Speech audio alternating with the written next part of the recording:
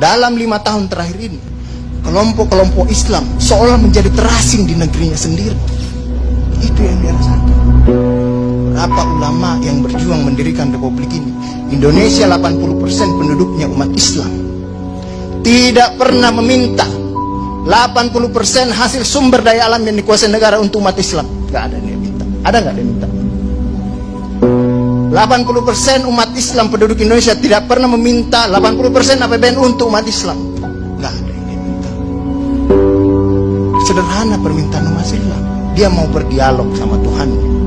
Dia mau mengingatkan umatnya akan kebaikan, yang tidak hanya mengajarkan doa makan dan doa minum, tapi juga cara memilih pemimpin. Itu kira-kira.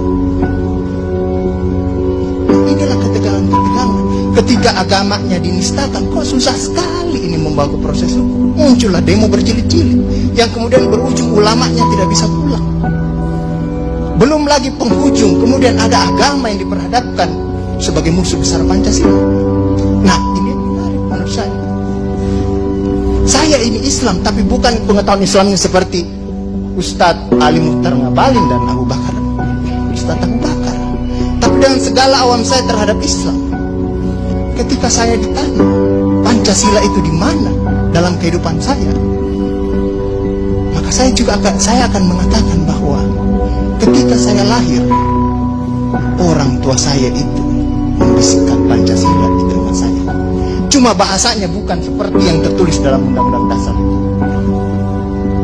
Dia membahasakan Allahu Akbar, Allahu Akbar, Asyhadu an la ilaha illallah, Asyhadu anna Muhammadar Rasulullah. Apa yang saya dengar di situ? Ketuhanan yang Maha Esa. Hayya 'alas shalah. Apa yang saya dengar di situ? Mari kita bersatu sama-sama, karena kita akan mendirikan sholat. Dan Al-Ankabut mengatakan sholat itu mencegah kamu dari perbuatan keji dan mungkar. Ada kemanusiaan yang adil dan beradab. Saya dengar di situ. Hayya 'alal falah. Mari sama-sama menuju kemenangan. Kemenangan yang bagaimana kita peroleh? Kerakyatan yang dipimpin oleh hikmat kebijaksanaan dalam permusyawaratan perwakilan. Kemenangan yang bagaimana? Keadilan sosial bagi seluruh rakyat Indonesia. Itulah kemenangan yang kita tuju. Kita kembali lagi takbir. Allahu Akbar, Allahu Akbar, la ilaha illallah. Kita ulang lagi. Dan Pancasila yang kita tiupkan itu 5 kali sehari, belum selesai di sini, selesai bunyi terus. Ya kan Ustaz kan? Belum selesai di daerah sini, selesai bunyi bertalu-talu terus. Seluruh dunia bertalu-talu. Inilah Islam. Yang kemudian sekarang dalam kelompok ini Ustaz Ali Muhtar Ngabalin, saya banyak belajar dari beliau. Inilah yang kemudian sekarang, kenapa kami mau diperhadap-hadapkan?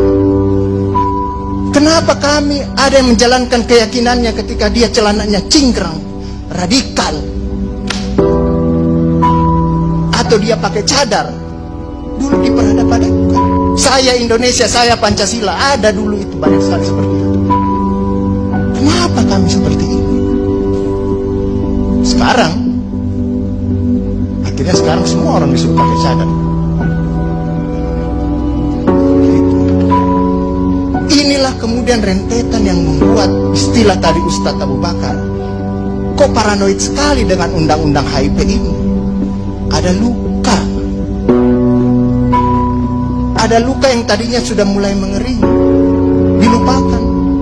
Tapi tiba-tiba ini kemudian dikhawatirkan, jangan sampai Pancasila ini mau dipakai sebagai instrumen untuk membiarkan kelompok Islam dan kelompok.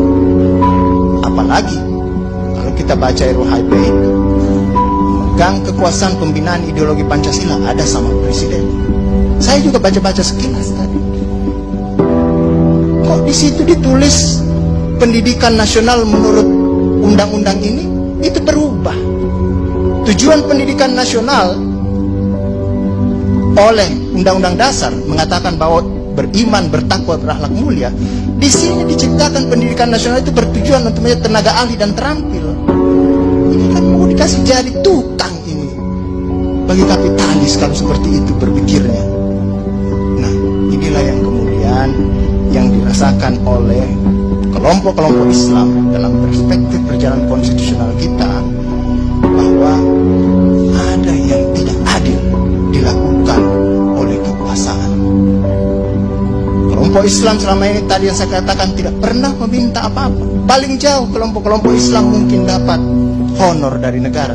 Itu pun tidak dipakai untuk foya, dikembalikan lagi untuk membantu negara, menghidupkan santri-santri, mencerdaskan kehidupan bangsa, menciptakan manusia-manusia yang beriman, bertakwa dan berakhlak mulia. Yang sebenarnya tugas pemerintah itu dikembalikan lagi seperti itu.